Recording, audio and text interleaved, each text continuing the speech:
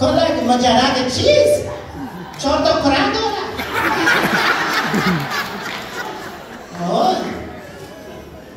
بگو بگی جوان برکتی چی بگویم؟ بگه چی بگویی؟ بگه چی بگویم؟ من شیدار ساختی 6 تا شویه سر نام باندی بگه اول آخرت باشه دست بتر دست دختر نامورم بگیم چی شد؟ آلیت صدا بود؟ آلیت دست داده آلیت صدا بود من کار دارم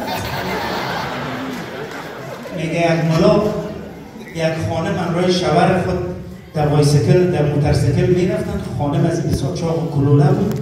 یک رفتن تصادف در یک سرک عمومی بسیار سرعت داشتن که یک ملا نماز وقتش ناوقت شده بود میخواست حاجت برای در مسجد درآید که در موتورسیکل یا تکر کمی تکر کرد. خوی خانم گرم افتید این ملا سرش دو خورد گرم در سر زن افتید.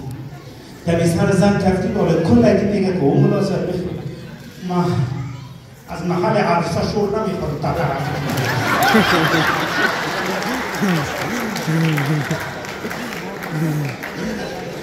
شبت خوش براتان میخوایم کفا محکم با افتخار قربان تک تک ما ارائه نکنان ارائه خودتان ایلان دیو زنده باد مردم زنده باد وطن.